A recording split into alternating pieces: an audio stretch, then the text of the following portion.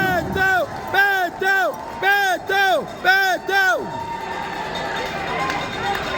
Let me begin We love you, Beto. by saying out loud what is in your mind and on your heart right now, which is we are so extraordinarily lucky and grateful for Gabby Giffords, Yes! her perseverance, and her leadership. Gabby, Gabby. We will continue to be better as long as we follow her lead.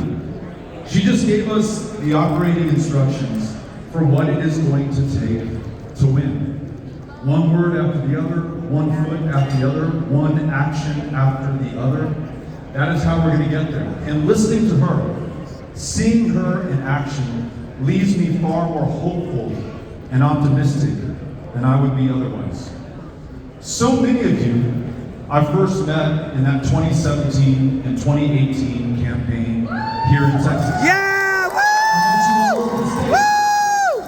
And Yes! now I'm so grateful to join Veronica and Cesar and Michael and everyone else in welcoming you to one of the strongest, most successful, most beautiful, and yes, one of the most safe cities in America. Safe, beautiful, strong, successful, not in spite of the fact that we are a city of immigrants. Strong, safe, and successful because we are a city. Yes, yes, yes!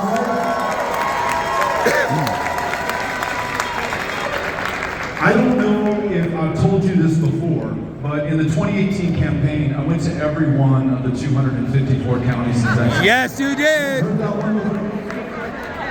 Yes, sir! So when we showed up for everyone, everywhere, we wrote nobody off, we took no one for granted. We went to Abilene, Texas, glowing so red you can see it from outer space as you're orbiting the planet. We went to Cashmere Gardens in Houston, Texas, to make sure that no one was taken for granted. We were there listening to and being with the people that we wanted to serve and represent. And listen, we all did that together.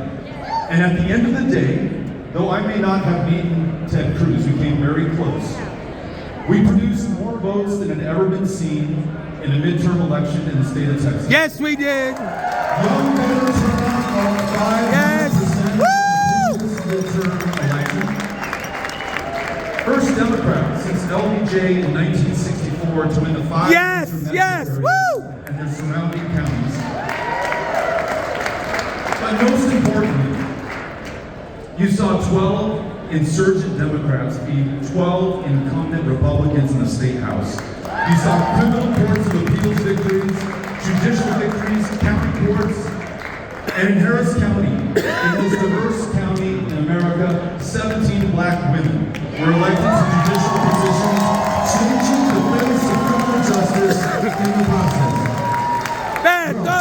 Beto! The last county of those 254 was Cook County in Gainesville, Texas. Anybody from Cook County? All right, we're going to work on that for the 2028 convention. However, let me tell you this story. Please, if you could lend me your ears for a second. So, we get to Cook County, our 254th county. And there are bands playing.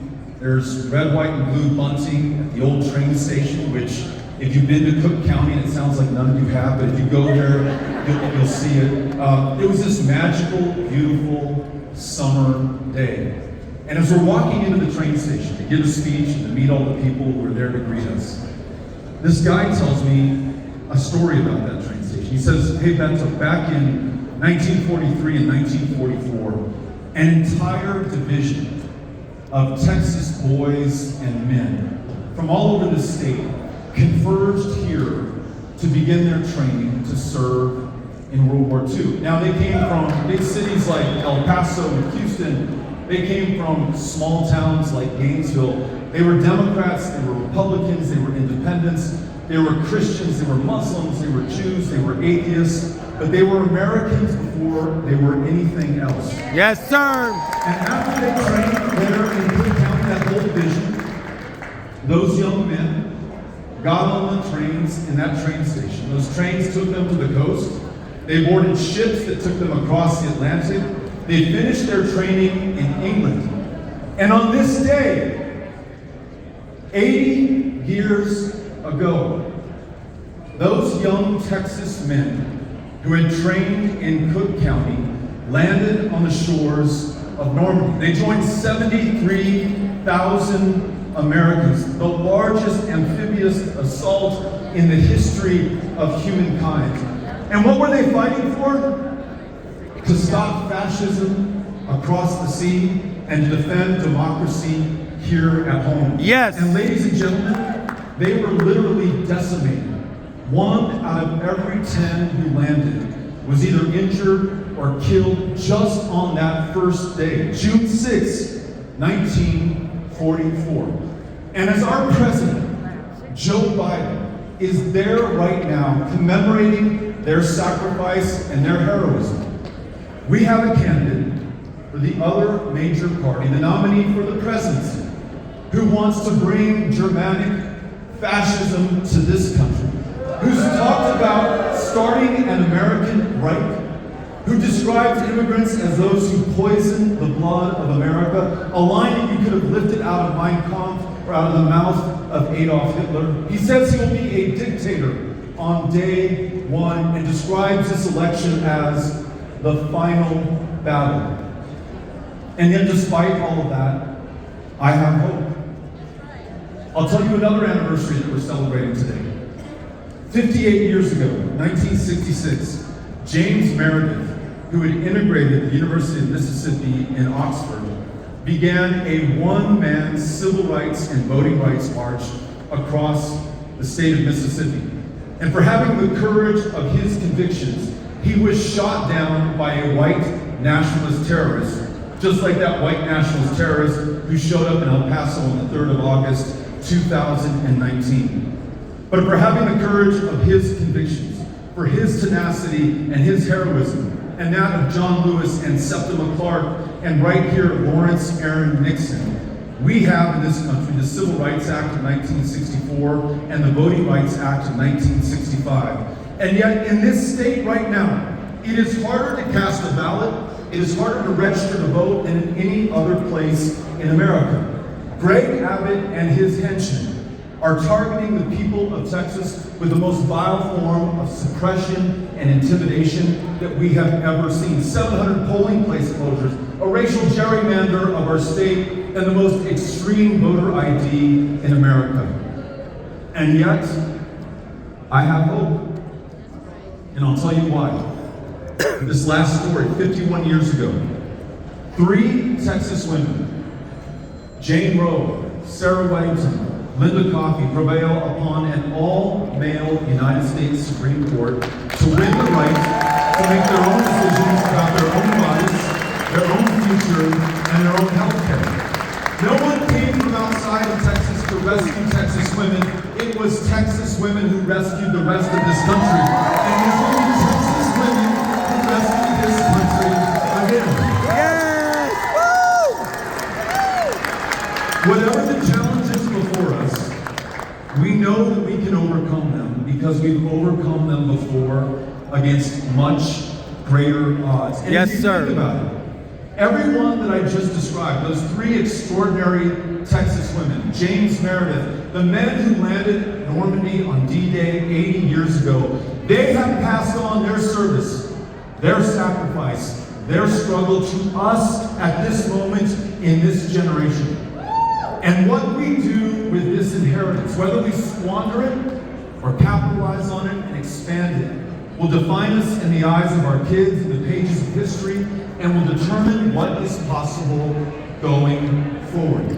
So, ladies and gentlemen of the Texas Democratic Party, this moment is ours. We cannot be found wanting.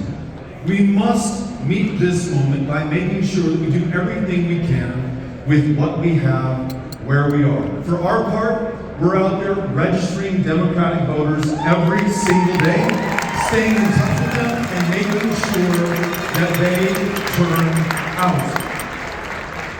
Because if we fail in this enterprise, no pressure. But as Abraham Lincoln said, we might meanly lose the last best hope of Earth. Who wants to be responsible for that, right?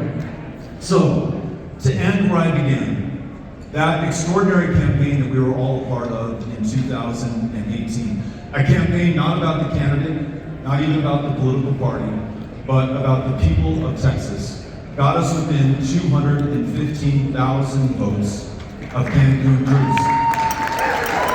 Do you think that you and I can find 215,000 Yes, votes yes, over yes, the next 5 yes, years to make sure yes, that yes, yes, United States yes, yes, yes, yes, yes, yes, yes.